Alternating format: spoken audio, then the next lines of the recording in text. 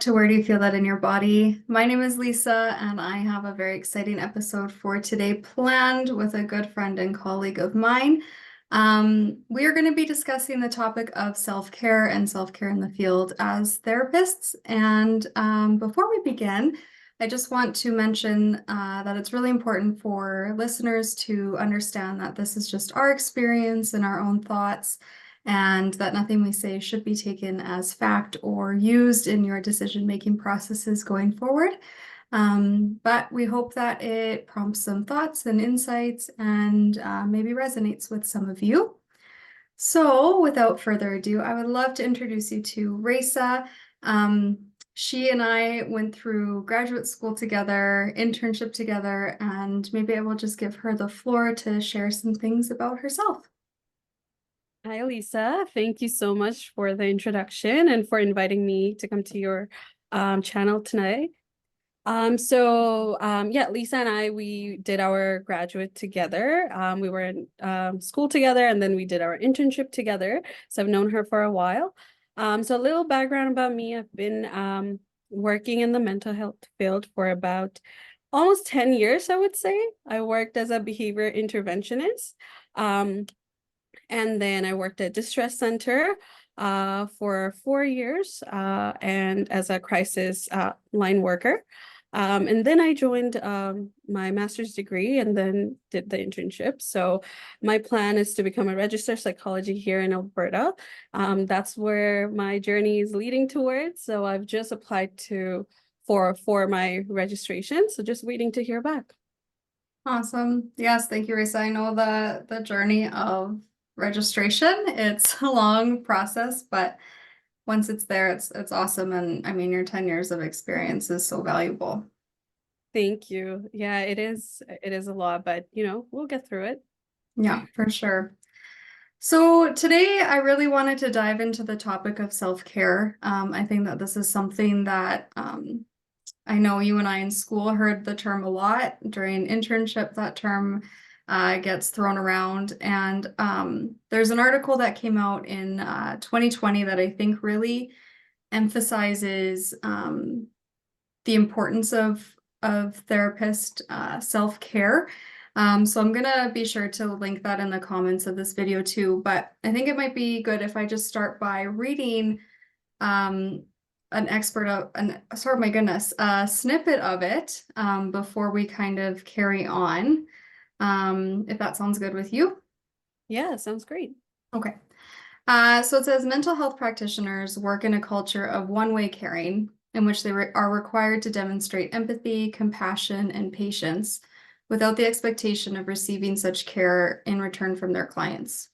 To be effective in providing mental health services, practitioners must develop a professional alliance or working relationship with clients that maintains appropriate boundaries and levels of emotional or psychological involvement, and to do so consistently from one client to another. Establishing and maintaining these one-way working relationship takes significant effort and energy, placing practitioners at increased risk for negative outcomes such as stress, burnout, and professional impairment. Ironically, while helping clients move toward well-being, practitioners can often overlook their own needs and indeed may have not learned how to take the time to care and nourish themselves, having been trained to believe that this would be selfish. As a result, engaging in self-care can often sit at the end of a practitioner's to-do list rather than being made a priority. Stress among mental health practitioners has been a known issue for decades, since Freud discussed the stressfulness of therapist uncertainty around the issues of therapeutic success.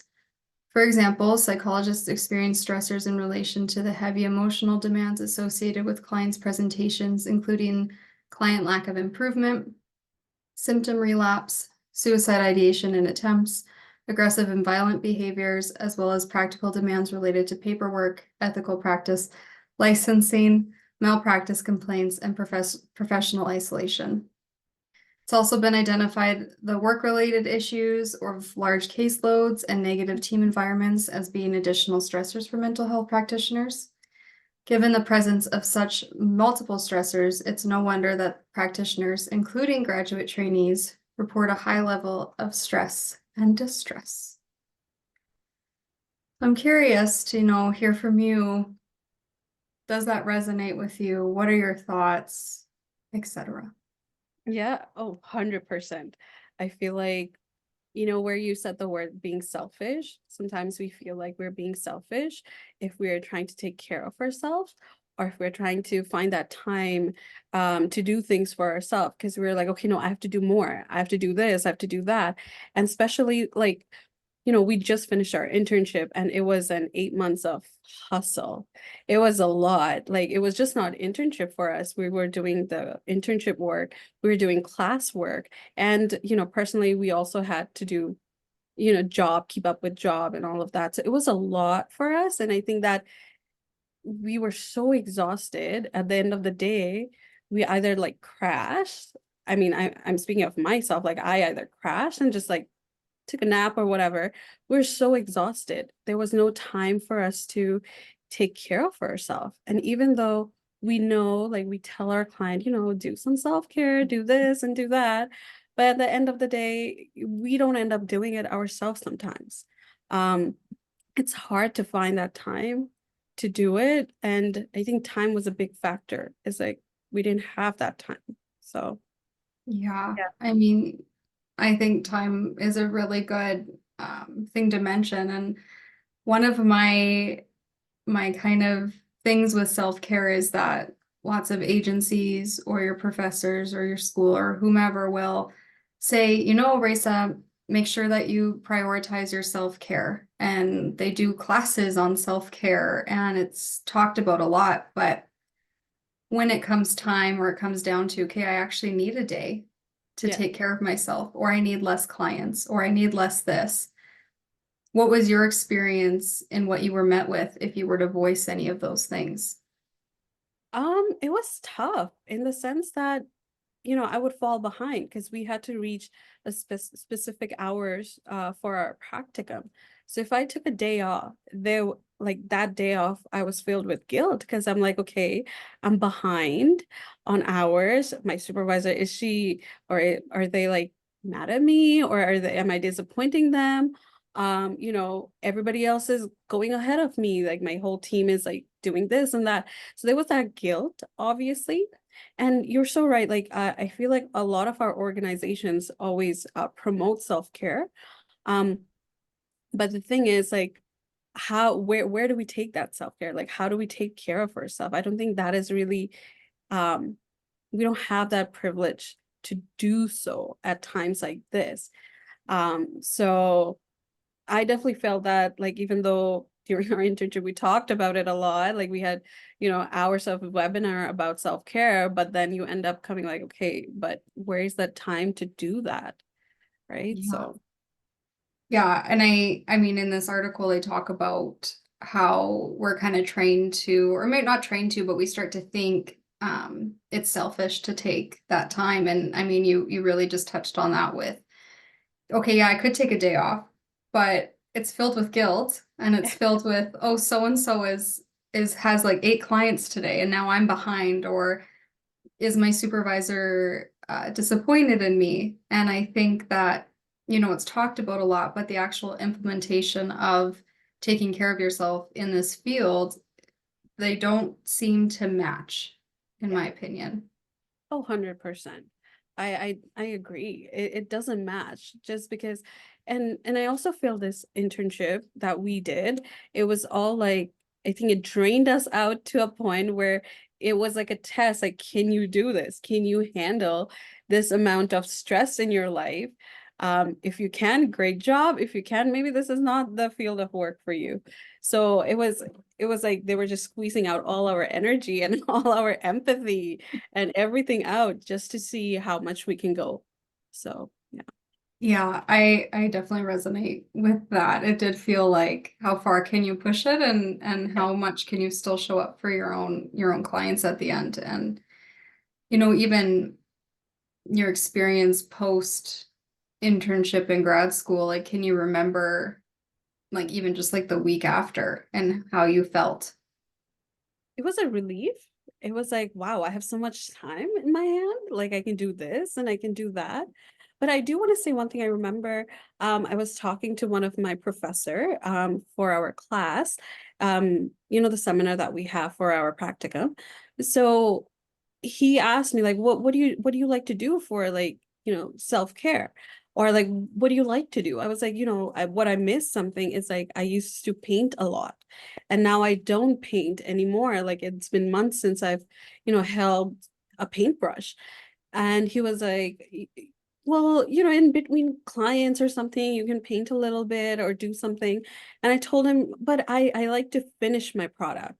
Like I spend a lot of hours in my painting, and that's a self-care for me. So he explained it really nicely, and I think that really helped me to change the way I was looking at self-care.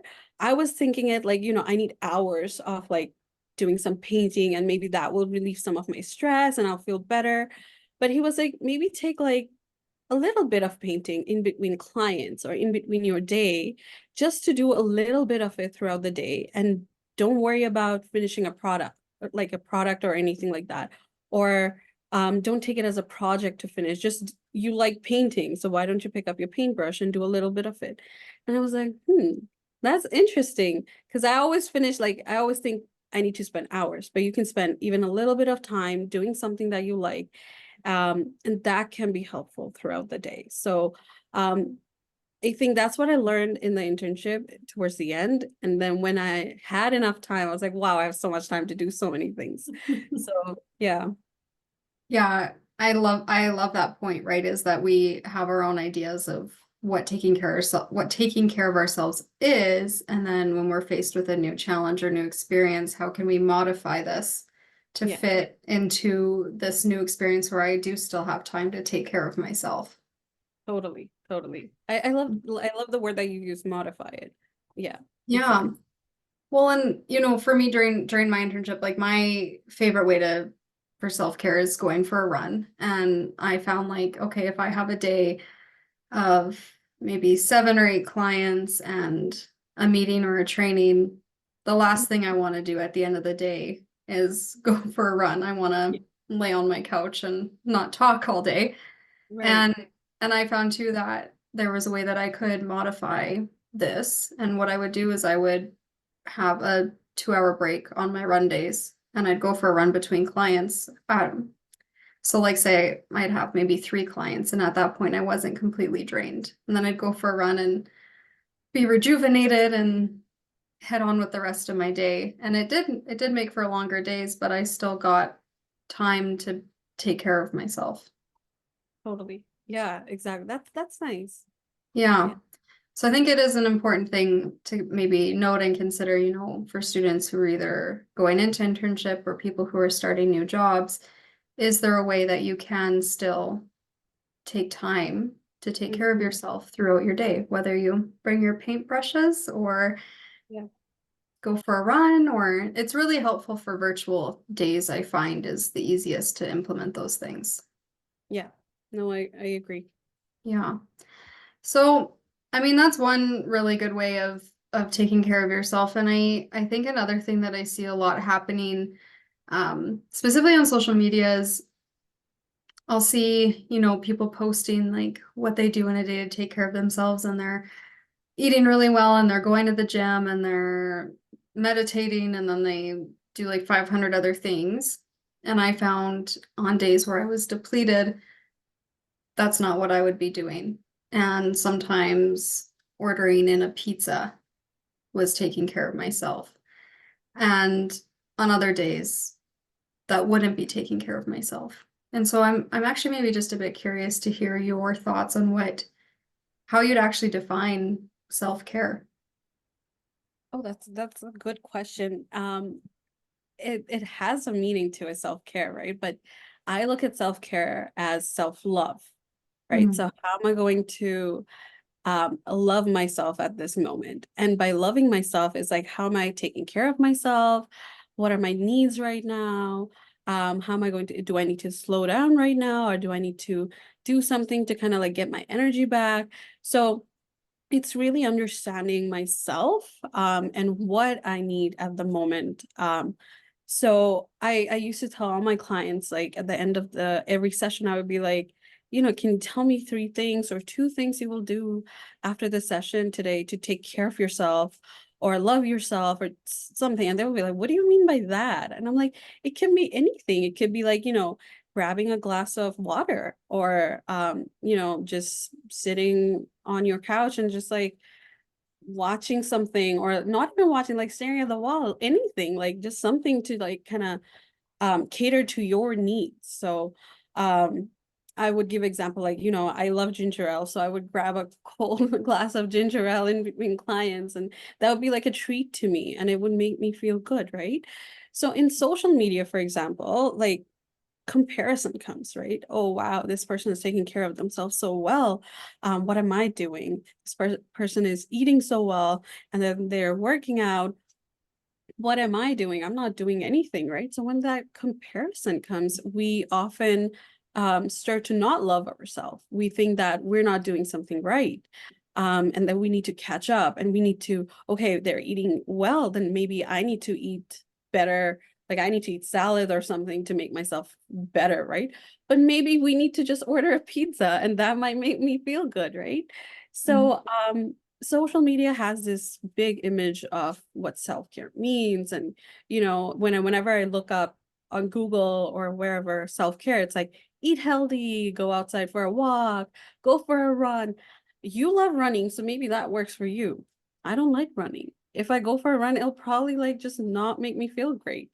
So right, so it has its own meaning. Self-care is very individualized and it's unique to each person's need.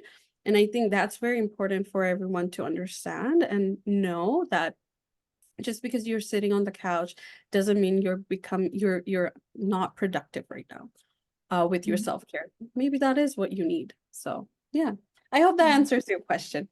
It does so beautifully because I think, as you were talking, I was just thinking, I was like, one big step in self-care that I feel was never really taught is how to become in tune with yourself and understanding and listening to what your body needs or what your mind needs. And I think, when I was taught about self-care throughout the span of my education, you usually get some type of like form or document that would have options, like physical, mental, sleep, all of these things. And it's like, get enough exercise, eat really well, make sure you're sleeping enough. And as you said, when you're in your internship, it's like this big hustling thing of, well, where the heck am I going to fit in 8 hours of sleep, a workout, meal prepping, drinking some green drink? It's Yeah. just not always feasible. And that might not be what I need that day. What I might need some days is that. And what I might need other days is sitting on my couch and scrolling on my phone Yeah. and eating a pizza. Yeah. But that piece of how do you know that's what you Yeah. need, I think Yeah. is the piece that gets missed when teaching this. Spot on. I think that is so right, is that we need to do this, this, and that. But what do I need? What do I need right now? Do I need to slow down right now? Or do I need to get myself, do I need to get my heart rate up? Do I need to, feel a bit of rush right now because I've slowed down a little bit? I think that's also very important for us to understand, because sometimes there has been days where I'm very, like my energy level is down and I'm very gloomy. So yeah, it's nice to like maybe slow down a little bit that day, but maybe I need to that day need to get out, or go for a little bit of walk or something like that, whatever, to just get my energy up. And some days my energy is off the roof and maybe I need to slow down a little bit, right? So I think you're so spot on, is that we're not really taught how to, like, how do we know our needs? And then the question comes, how do we teach that? How do we teach people to understand their need, so yeah. Yeah, I mean, that's such a good point. And I think, just because I've never really considered that piece was missing before and thinking about going forward is, I mean, like, how do you teach anybody to be in tune with their own emotions, to be in tune with their own body, to be in tune with their mind and honoring that. And Mhm. I think that is something that needs to maybe be explored, and something to teach clients, something to teach students, something to teach ourselves is, how am I going to listen to what my body actually needs right now? Yeah. I Yeah. find, like, for me personally, I find that just stopping everything and just like closing my eyes and just trying to listen to what I'm trying to feel right now. Like, I'll sit on the floor sometimes, like after a long day of work or even in the middle of my work, and just sit on the floor and like close my eyes and just see, okay, what am I feeling right now? Am I feeling anxious? Am I feeling excited? Am I feeling very tired? Where am I feeling feeling it in the body? Like, we are taught in classes, like, where do you feel it in your body? Do you feel it in your shoulder or your jaws and stuff? Right. So I practice that, and I see that sometimes I'm able to either wind down a little bit and I'm like, no, I'm fine, I'm okay. It was just, maybe I just needed that 5 minutes. Or sometimes, like, no, like my heart rate is kind of high. So maybe I need to do a little bit of breathing exercises right now, or maybe I need to just like lie down, maybe just slow down. So that really helps, like taking that time to stop and think, Yeah. like listen to yourself, listen to your body, listen to your mind, right? So I mean, that's what helped me. So I don't know. Yeah. Yeah. No, I think that's a great idea, and maybe even just adding that, if somebody's struggling to identify what it is they're feeling, I mean, just printing out a feelings wheel, I think would be awesome. And just having that to be able to identify what am I feeling, and then through that kind of learning what is it that I use to help me when I'm feeling angry, or use to help me when I'm feeling anxious, or what do I use when I'm feeling happy? And just starting to recognize what you're feeling and what helps in those moments, I think would probably be a helpful thing in Mm, terms of learning to take care of yourself. totally. I love that. I mean, Thank as a you. therapist, we all need that too. Not just our clients, we need that too, right? So Yes. yeah. Well, and that's just it, because I feel like, I know I've talked about this already previously, but it really is this. Sometimes I feel like the term self-care is like something people have to say to you. Like, yeah, I know I've given you all of these clients, and you have all of this schoolwork and all of this paperwork, and you have really full days, and it's a lot, but self-care. And you're Yeah. like, oh, okay, thank you so much for that. Yeah. And I just don't know if it's really something that's been um, driven into, is what does that actually look like in this Hmm. particular instance. Right. Right. I hear you. No. So I think another thing that I remember really specifically is boundary setting.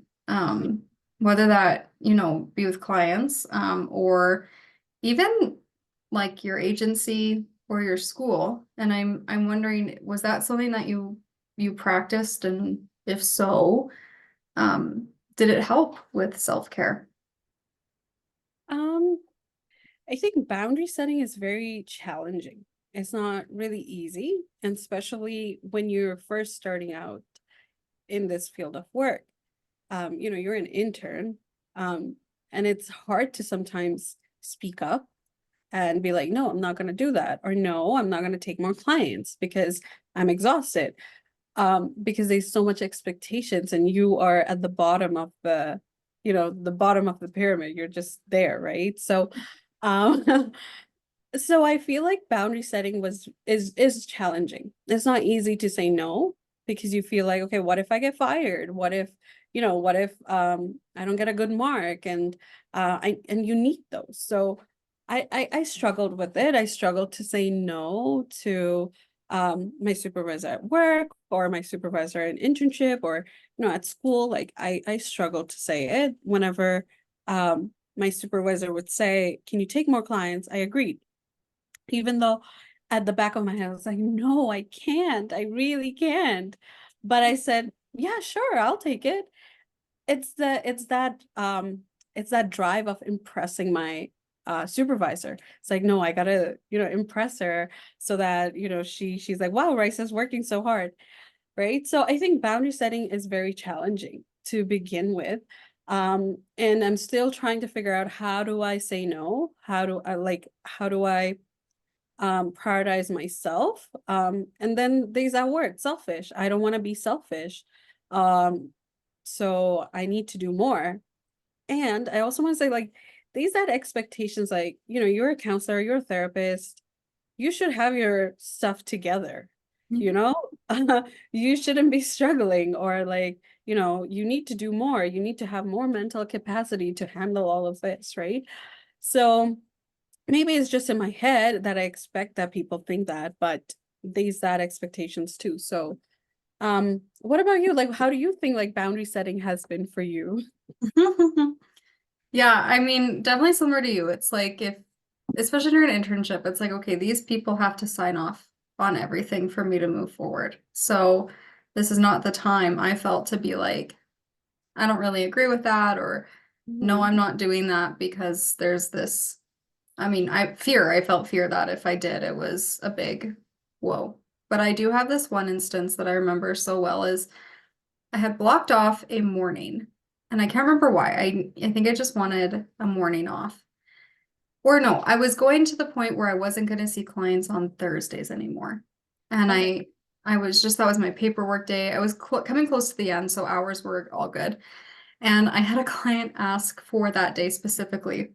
And I Yeah. remember sitting at my computer for like 20 minutes Yeah. trying to type, I don't have any availability.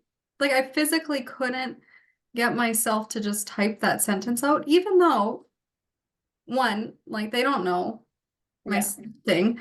But I was like, but technically I could see them. Like technically I have the time, but I'm tired. I have so many papers due. I have a lot of admin work to do. My caseload is fuller than it needed to be for that time. Can they just come in next week? Mhm.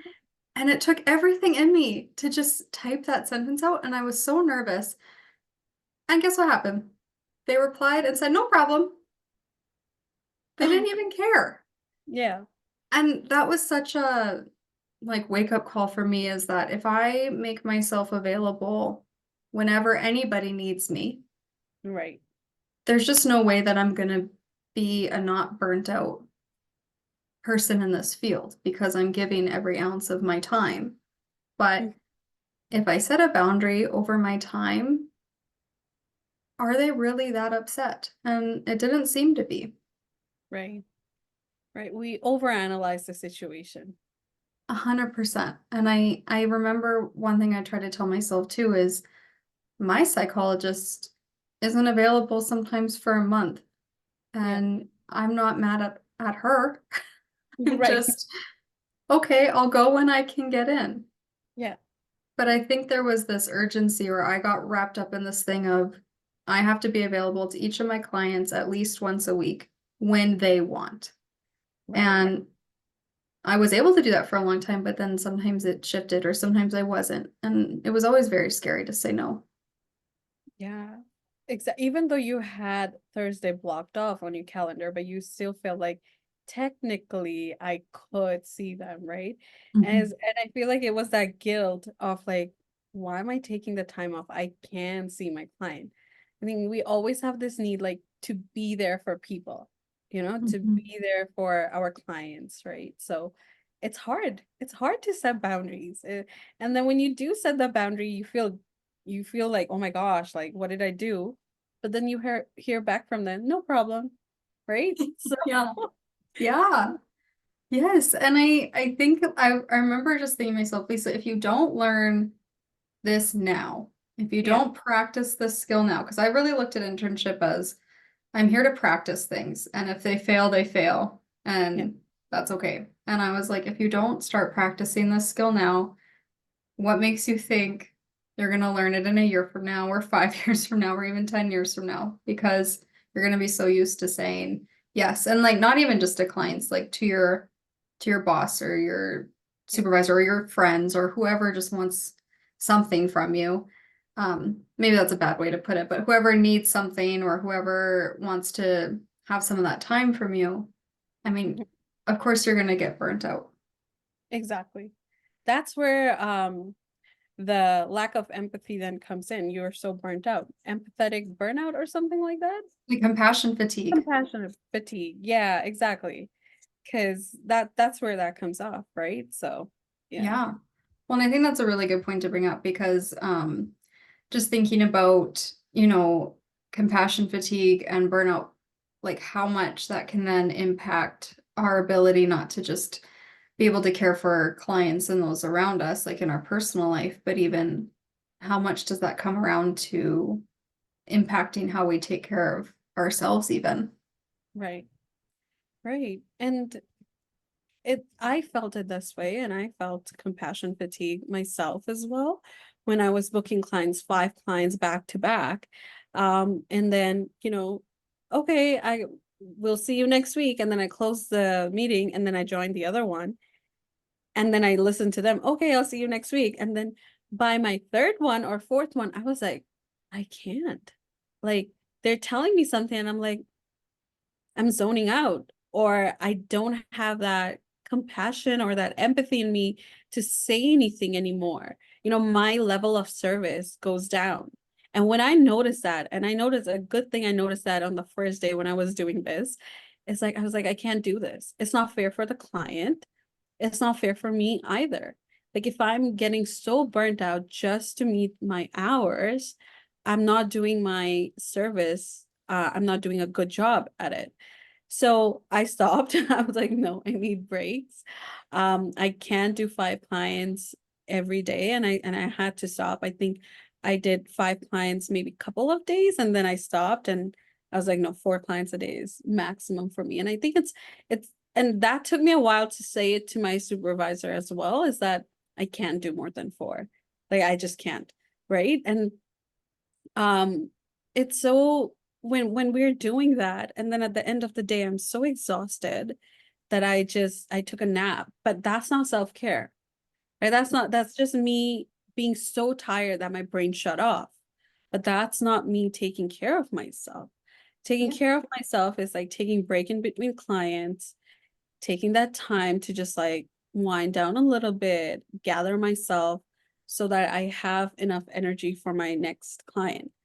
And the therapy work, I should enjoy it. I shouldn't take it as a job to be done, right? So that's where it was a wake-up call for me. And I think that's when I started to realize that no, it's, as much as I'm trying to take care of others, but I have to take care of myself before I do that. Oh, that's such a good point. My most recent metaphor I shared was talking about like you can't pour from an empty cup. And it just is the most truest thing in the world to me is that you can have all of this care and desire to help clients and want to be there for them. But if you aren't filling up your own cup or you aren't doing steps to take care of it, then you're not showing up the best way you could be for your clients. And like you said, it's not fair to them. It's not fair to you. And so learning, and I think that's really great that, you caught that as, okay, I can't do 5 back to back. There's just no way. I'm not giving my full self to them. And like you said, self-care is very different for each person. And I found like for me, sometimes I could manage 5 back to back and I'd rather do that and then have a big break, go for a run and come back to it. And I think that's what's key here, right? Is like what works for one person is not going to be self-care for another person. And I think that's really important. Totally. And you're so right, that comparison. And I found myself doing that. And I don't think I'm the only one. I think a lot of us, we did that Yep. in this internship when we had our group supervision. We see another person. Wow, they're so ahead. What am I doing? I need to catch up. Or, oh, okay, they're doing this way. I need to change my way. And then I'm trying to do it their way. But what works for me might not work for you, and vice versa, right?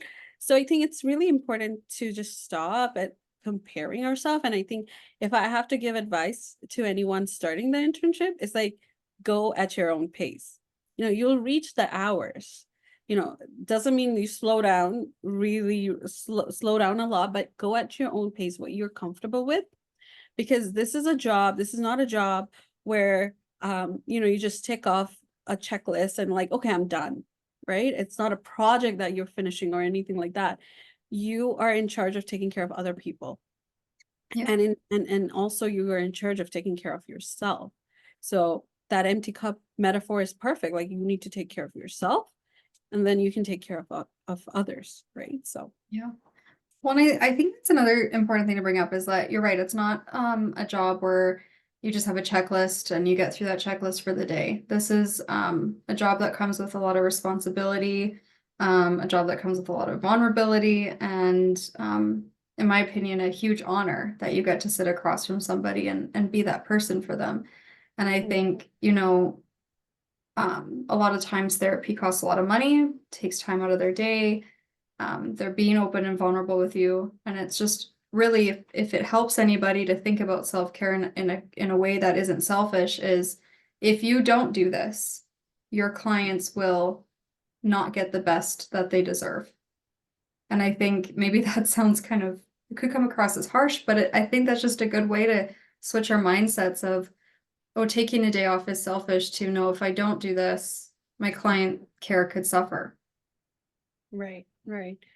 Yeah, exactly. And that's where I feel like a lot of our guilt also comes from. It's like, I need to be there for people. I need to be there for people. I need to be there for people. We have this urge, but yes, but also be there for yourself, right? And our clients, you're so right, like they're so vulnerable and each client is different.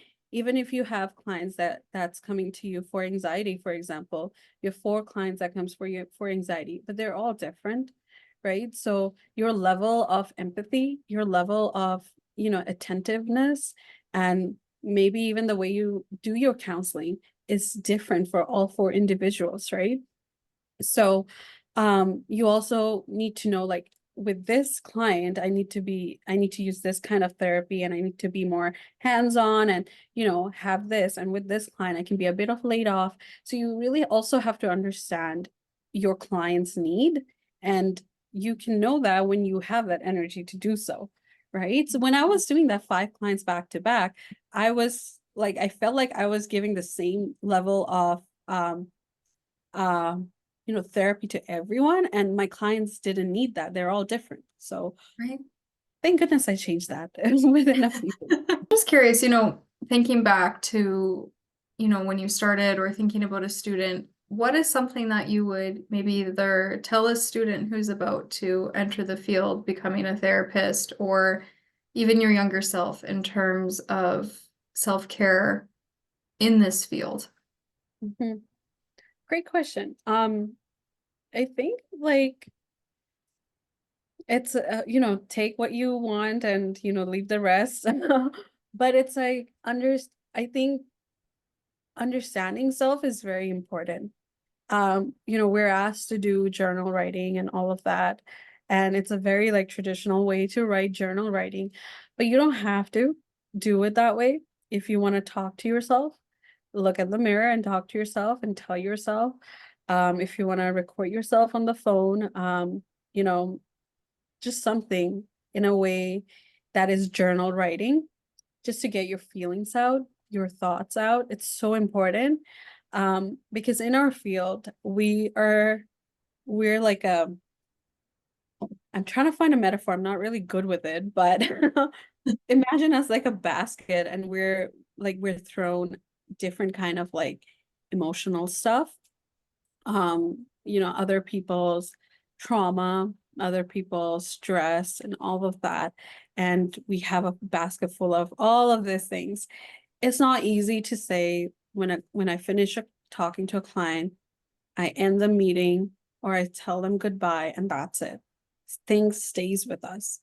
Even though it's been months since I've talked to some of my clients, there are some things that still stays with me. And it's not, I'm a human. I'm not gonna say, oh, I've forgotten about it. There has been traumas that I talked to my clients with that are still with me. And I wonder, how are they doing? Did they get over it? And all of that, right? So things stays. And the best way to, handle those situations is self-reflection and journaling. Not if you don't want to do it. I don't do traditional journaling. I don't write things down, but I talk to myself. I talk to myself in the shower sometimes, anything, any way to get those feelings out. That's one thing I would maybe say to my younger self or someone entering it, is that you don't have to hold things in. You don't have to be strong. It's okay. And sometimes even just self-reflecting can show strength as well, right? Um, and self-care, that's a way of self-care too. You're taking care of yourself, right? And another part of self-care is that for me that worked is again like understanding my own need. What works best for me? Does having a salad works for me, or does a bag of chips works for me? Does having a green smoothie works for me, or does a ginger ale work for me, right? Does running work for me, or laying on the couch works for me? Whatever that is, do that. You don't have to compare yourself to other.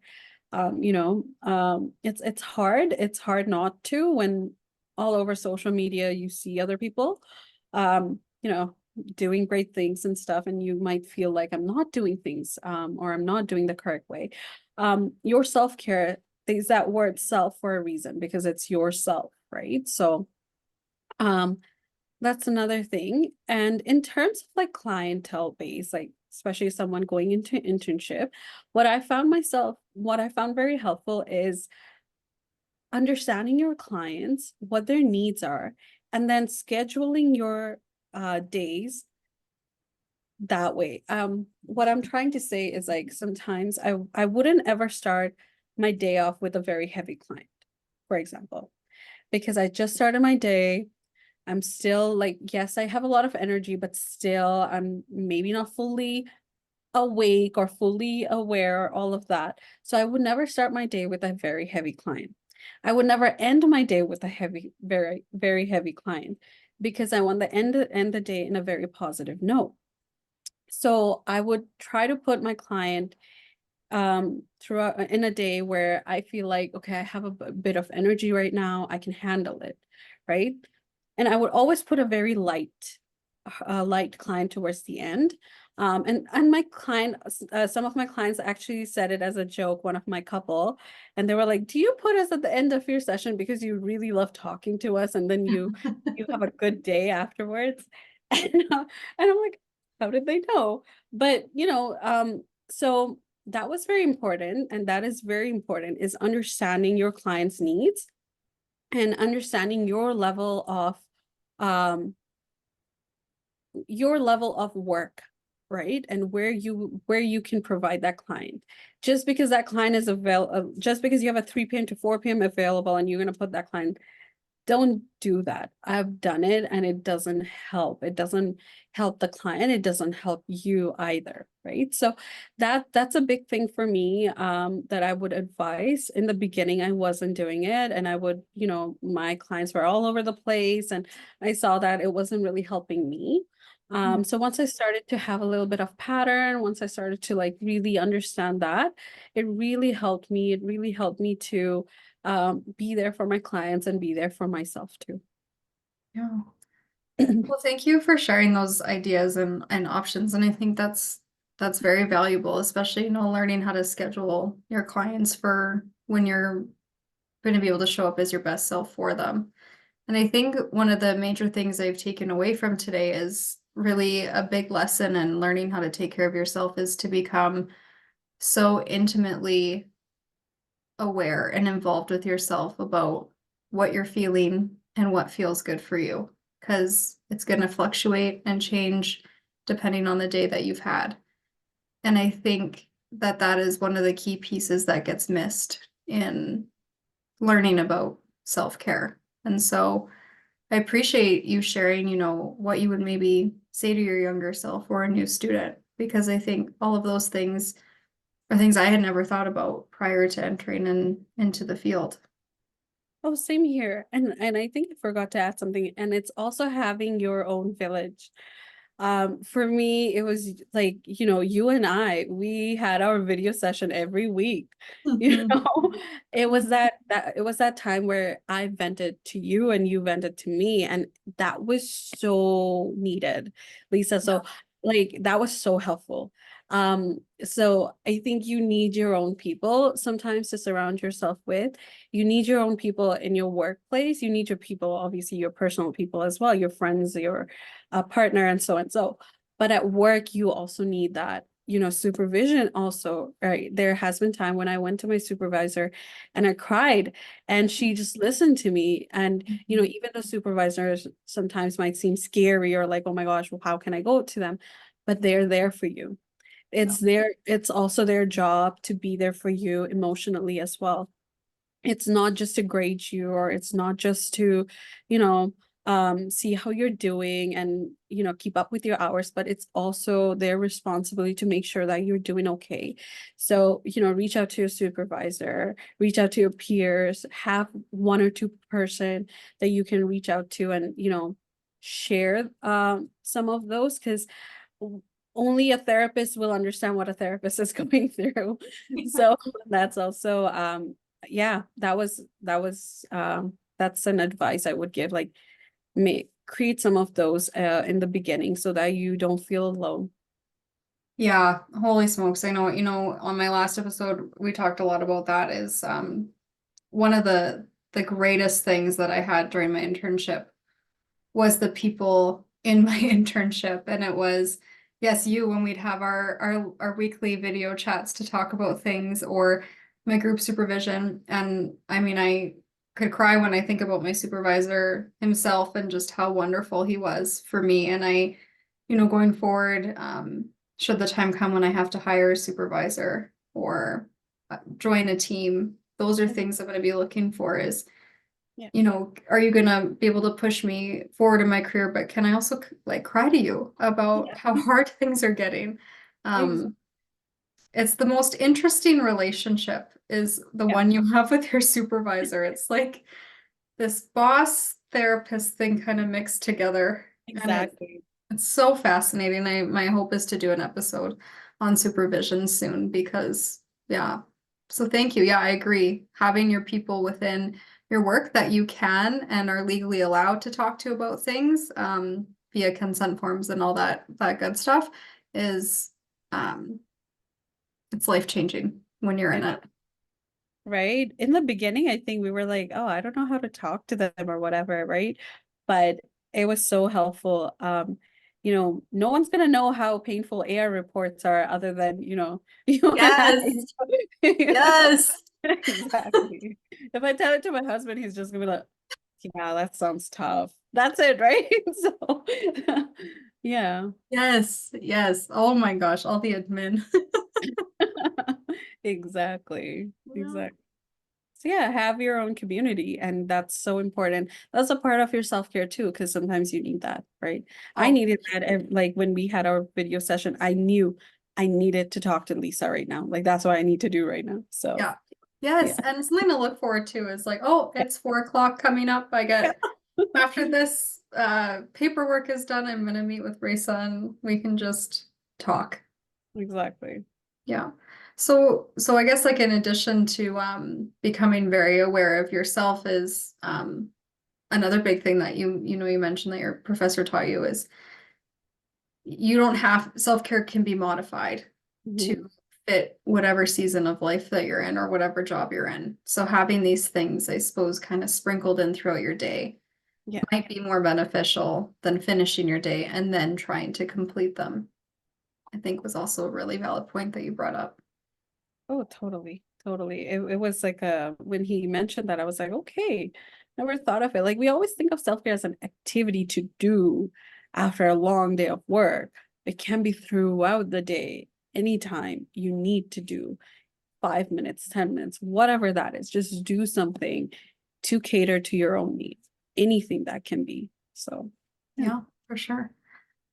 Well, Raisa, thank you so much for being here today. I really appreciate you discussing this topic with me. It's been one that's been on my mind for a while. And for anybody listening, go grab yourself a cold ginger ale, sit on your couch, go for a run, do whatever you need to do, but make sure you fill your cup up. Perfect. Thank you so much, Lisa, for having me. It was a great discussion. I loved it. Awesome. Thanks, Raisa.